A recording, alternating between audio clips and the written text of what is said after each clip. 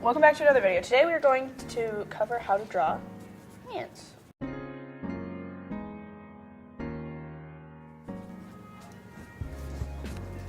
So grab your best pencil, your best clean sheet of paper, and some references. So the first thing we need to understand when we're drawing hands is that everything is made out of shapes, right? So if we look at a hand, for instance, I'll just use myself as an example. We notice that it has a boxy shape to it. And my pencil just broke. See? So yeah, we start with a boxy shape because that's the main shape we see in the hand. I like to put it a little bit further and add the thumb space. So like this bulb right here. And this is created by using a rectangular box within the bigger square. This shape is one of the most important parts of understanding the hand, as well as understanding the shape in 3D space. So this isn't just a square and a rectangle, this is a box within a box.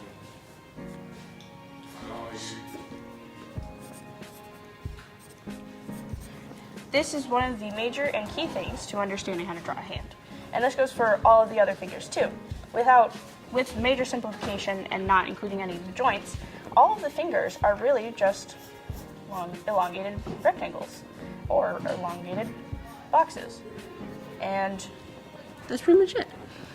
From here, after you understand the basics of drawing shapes and perspective and boxes, you can move on to practicing with references and breaking down bigger hands. So, yeah. The most important shape is this box, this rectangle. These two boxes. Because using these boxes, we can create an efficient and semi-good-looking hand. Of course, you could use refinement, but that's just a simplified version of what I do. It is then recommended you move on to more difficult studies using references. So for instance, pull up a couple references here. Because I understand that these are the basic forms of the hand, I can then take a reference and break it down. So for instance, if we wanted to use, let's say, a closed fist, something like this, I'd break it down into a simple shape. I can see that this box here represents this portion of the thumb and therefore is movable. So we can change it and move it up and down, side to side. Limited, but we can do it. So in this case, I can just break it down into 2D shapes and then add that three-dimensionality to it.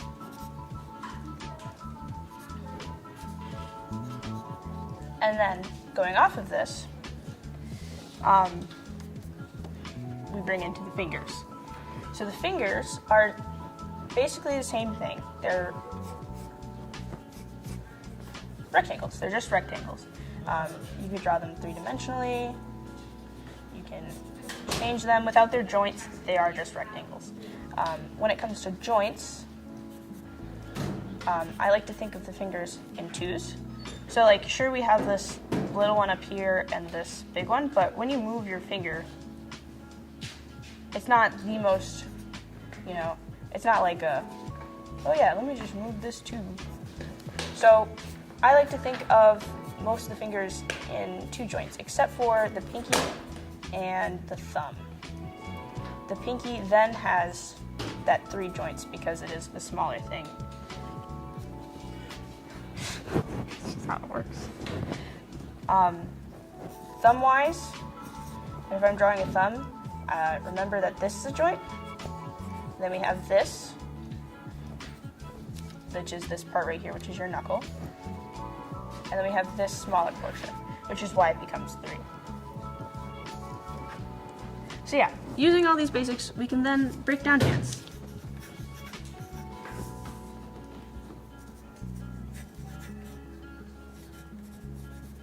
and when we break down any reference we want to apply, anything we might have learned. Personally, if I'm really struggling with something, I prefer to break it down and then try to twist it, because it helps me understand the forms better.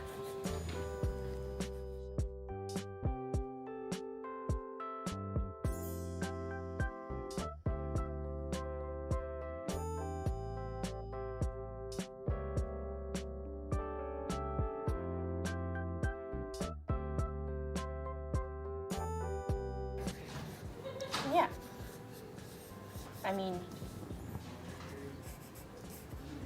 this is just a reference of a hand splayed out, which is much simpler and less complicated than many things. But like, zoom in, get whatever presentation she has, if she has one, and just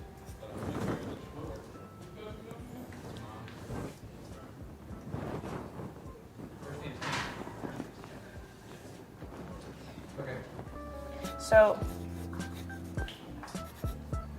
let's do a more difficult one where the hands and the fingers aren't facing the camera directly. So we're going to bring in this box, and then here's where it's important to understand our 3D shape. So the hand is pointing downwards like this and away from our viewing. So we can't see these two fingers, and the thumb, our box thumb, is creating this ridge line that's a downward tilt.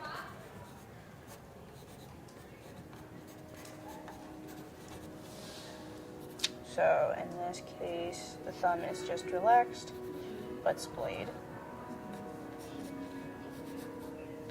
And same with these fingers, so you actually wouldn't see this. It creates a curve, but you can just use it as a straight line.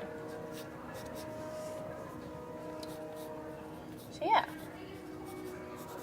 And of course you can take these reference drawings further and into more detail, which is recommended to understand the better form and folds of the hand.